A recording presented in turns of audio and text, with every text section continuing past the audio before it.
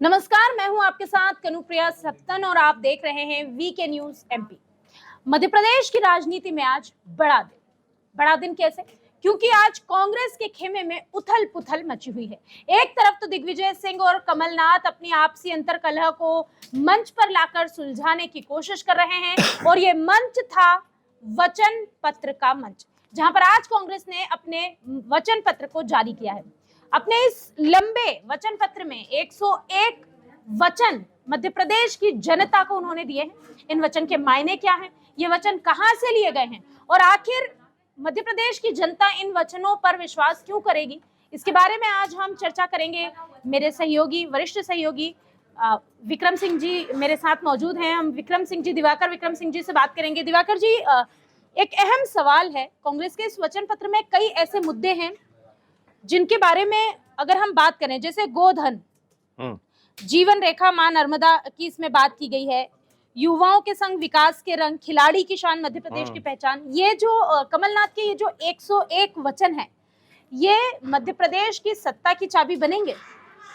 देखिए, सबसे पहली बात है कि सनातन पर एक संघर्ष और सनातन के प्रयोगशाला के तौर पर मध्य प्रदेश को क्रिएट करने की एक बड़ी कवायद थी, जिसको कमलनाथ ने अपने हिसाब से टैकल करने का प्रयास किया और कांग्रेस की तरफ से उनको पूरी छूट मिली। इसमें सबसे बड़ी बात है कि गोधन, जैसा कि आपने शुरुआत में कहा, गाय और गोवंश का किस तरीके से अर्थव्यवस्था में उसको कनेक्ट किया जाए, ये कांग्रेस ने दिखाने की कोशिश की है। और बेसिकली हम कह सकते हैं कमलनाथ के दिमाग की उपज है। 2 रुपए जैसे गोबर का जो दाम है, वो दाम भी वो उन्होंने तय कर दिए हैं। और ये सबसे बड़ी बात है कि छत्तीसगढ़ में कांग्रेस को इसमें बड़ी सफलता मिली। भूपेश बघेल को इसमें बहुत सफलता मिली। गांव के स्तर से जो जमीनी स्तर से जो खबरें आ रही हैं वो ये हैं कि गांव के लोग इससे बहुत खुश हैं, क्योंकि उत्तर प्रदेश में या अन्य भाजपा शासित राज्यों में गोधन को लेकर के अगर कोई प्रयोग किया जाए तो वो समझ में आता है, लेकिन कांग्रेस के सरकार की तरफ से अगर इस तरह से प्रयास किए जाएं और सरकार बनाने की कवायद में जुटी पार्टी अगर गोधन को लेकर के विशेष सजगता दिखाई दे, तो ये समझ लेना चाहिए कनु जी कि ये एक बहुत बड़ा प्रयोग है और इस प्रयोग पर लोग कनेक्ट होंगे। इसको भारतीय जनता पार्टी के कोई नेता जो है उसको कट नहीं कर पाएंगे। तो ये एक बहुत बड़ा प्रयोग है। लेकिन मुझे कनु नहीं समझ में आया कि एक घोषणा कमलनाथ ने की है कि हम आईपीएल की अपनी टीम बनाएंगे। आईपीएल टीम की जो घोषणा उन्होंने की है, इससे मध्य प्रदेश को क्या फायदा होगा, ये थोड़ा सा मुझे भी अभी समझ में नहीं आया। मध्य प्रदेश के लिए खेलों को अगर पहले देखा जाए तो एक समय ऐसा हुआ करता था जब कांग्रेस शासित प्रदेश हुआ करता था, माधवराव सिंधिया और ज्योतिरादित्य सिंधिया को भी खेलों के लिए विशेष जाना जाता है और उस समय मध्य प्रदेश जो है वो खेलों में काफी अच्छा कर भी रहा था। लेकिन उसके बाद सरकार बदली, मध्य प्रदेश में विकास हुआ, सड़कें बनी और दूसरी चीजों पर विकास किया गया। लेकिन अगर खेलों की बात करें तो खेलों में आज अभी इस तरह का कोई विकास नजर नहीं आता, इस तरह की कोई चीज नजर नहीं आती जिसमें हम कहें कि मध्य प्रदेश आगे बढ़ रहा है। शायद यही एक वजह है कि कमलनाथ उस पुराने दिन को याद दिला रहे हों और ये जताना चाह रहे हों। लेकिन कनु, जो आईपीएल की टीम बनेगी उससे वो एक फ्रेंचाइजी होगा, मतलब प्रदेश की आईपीएल टीम होगी, उससे उसको विशेष फायदा भी होगा और आईपीएल आर्थिक रूप से और इससे जो है ज्यादा से ज्यादा युवा खिलाड़ी तैयार होंगे, वो देश का भी प्रतिनिधित्व करेंगे। तो ये अभी तक रणजी जो है ये एक अच्छा साधन माना जाता था, लेकिन अब आईपीएल टीम बनाई जाएगी और उसके लिए प्रदेश सरकार प्रयास करेगी। ये बहुत बड़ी बात है कनु। एक और इससे युवा कनेक्ट होगा। बिल्कुल सही बात है। और युवाओं की जब आप बात कर रहे हैं तो युवाओं को कनेक्ट करने के लिए एक और योजना की उन्होंने घोषणा की है। जैसे उन्होंने कहा है कि जो भी हमारे ऐसे युवा हैं जिनके पास नौकरी नहीं है, यानी कि बेरोजगार जो हैं, उन्हें 1500 से 3000 तक का भत्ता दिया जाएगा। जैसे कि अभी हम कह रहे थे कि शिवराज सिंह चौहान ने बेटियों पर फोकस किया, महिलाओं पर फोकस किया और इस बार जो आंकड़े निकल कर आए हैं उसमें ये साफ पता चल रहा है कि 22 लाख से भी ज्यादा जो है मध्य प्रदेश में वो फर्स्ट टाइम वोटर्स हैं, वो युवा वोटर्स हैं जिन्होंने देखा ही नहीं कि पहले कांग्रेस के शासन में मध्य प्रदेश की हालत क्या थी। तो आज आज ये कमलनाथ के लिए या कांग्रेस के लिए एक बहुत बड़ी अपॉर्चुनिटी की तरह है कि वो 22 लाख मतदाता को किस तरीके से, तो इस वचन पत्र में उन्होंने युवाओं के लिए बहुत सारी चीजें की है, जैसे बेरोजगारों का इसमें जिक्र है, खेल में संभावनाओं की बात की है, स्वास्थ्य बीमा की भी बात की। मैं एक बात जोड़ूंगा, जैसे आपने कहा तो बेरोजगारी में भी दो तरह के बेरोजगार हैं ना, एक गांव में बेरोजगार हैं टाउन एरियाज में, और एक शहरों में बेरोजगार हैं। अब शहरी और ग्रामीण दोनों बेरोजगारों को भत्ता दिया जाएगा, जिसमें 3,000 का उन्होंने जिक्र किया है। लेकिन बेरोजगारों को स्थायी समाधान के तौर पर रोजगार से जोड़ा जाए, ये यहाँ से थोड़ी सी कमी सी नजर है। उसकी शायद एक अहम वजह ये भी है कि जो शिवराज सिंह चौहान है, उन्होंने अभी हाल ही में एक योजना बनाई थी, सीखो और कमाओ योजना, जिसमें वो डायरेक्ट किसी को पैसा नहीं दे रहे हैं। और जब वीके न्यूज ने इसके ऊपर बात भी की थी, युवाओं से जब इस योजना के बारे में बात की थी, तो उन्हें ये योजना काफी पसंद आई थी। और मैंने ही इसके बारे में जब जनता से बात की थी, तो जनता का सीधा ये कहना था कि हमें खैरात नहीं चाहिए, हमें नौकरी चाहिए, हमें इस काबिल बना दो कि हमें पैसा हर महीने मिलता रहे, ऐसा 1,000, 2,000, 5,000 का नहीं चाहिए। और जो शिवराज सिंह चौहान की योजना है वो यही है, लेकिन उसी के बदले में, उसी के साथ ये योजना लाई। और मैं एक चीज और आपसे दिवाकर जी पूछना चाहूंगी, जैसे एक और योजना है मेरी बेटी रानी योजना। बेटी रानी योजना और लाडली लक्ष्मी योजना एक दूसरे का रिप्लेसमेंट साउंड करती है। देखिए, ये दोनों योजनाएं महिलाओं के संदर्भ में, बच्चियों के संदर्भ में, शिवराज सिंह ने जो प्रयास किया है, मामा की उपाधि उनको जो है पिछले जीती है उन्होंने। हाँ, 3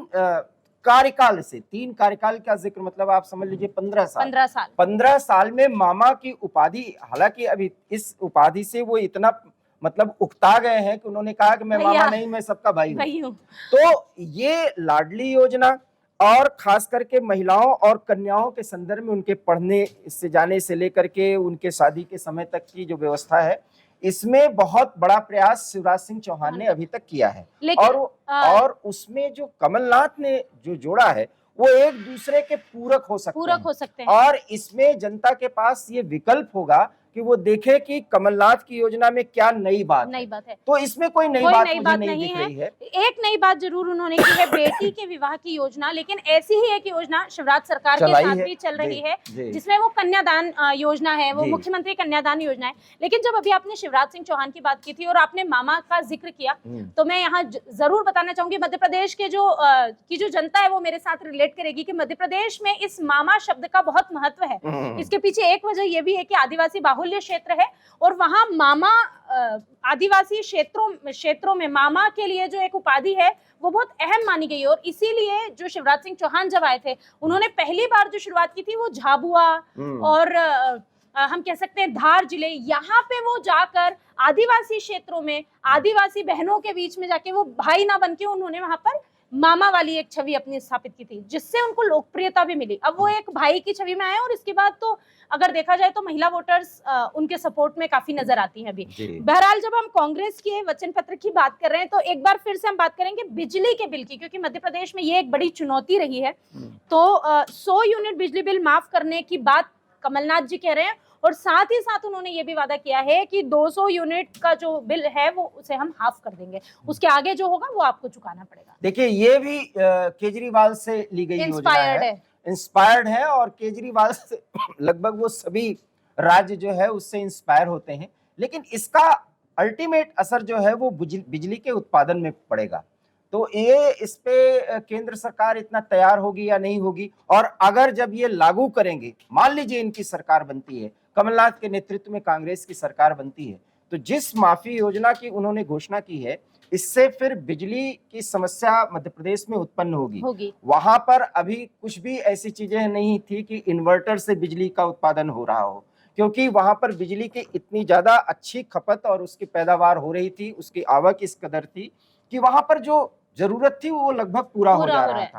अब जब कुछ आपको उपलब्ध कराया जाएगा तो उसके एवज में आपको कुछ देना भी पड़ेगा। ये है बिजली के बिल के भुगतान का तरीका। अब उसमें जो माफी योजना है, लेकिन जनता इससे भी कनेक्ट होगी, बिल्कुल होगी। तो इस मामले में भारतीय जनता पार्टी को उसका कोई क्लेरिफिकेशन देना होगा, और उसके एवज में भी कुछ बड़ी घोषणाएं भारतीय जनता पार्टी को अपने वचन पत्र से अलग करनी होगी। हालांकि कमलनाथ के जो हैं उसमें अगर हम स्वास्थ्य बीमा की बात करें तो ये भी भारतीय जनता पार्टी से इंस्पायर्ड है, और शायद कमलनाथ ये जानते थे बहुत अच्छे से कि जब उनका वचन पत्र बाहर आएगा तो उन पे आरोप लगेंगे कि उन्होंने जगह जगह से योजनाएं चुराई है या कॉपी की है या इंस्पायर्ड हुए हैं। मतलब किसी भी भाषा में हम कहें बात एक ही है, लेकिन यही वजह है कि कमलनाथ ने ऐसा कहा कि मुझे 9,000 सजेशन मिले थे, उन सुझावों के बल पर मुझे जो बेहतर लगे मैंने वो बिंदु, वो वचन पत्र, वो मतलब जो है रास्ता, विकास का रास्ता मैंने चुना है मध्य प्रदेश को और आगे बढ़ाने के लिए या मध्य प्रदेश को भ्रष्टाचार मुक्त करने के लिए। ये उनका दावा था वचन पत्र देते समय। बहरहाल इस पूरे मामले पे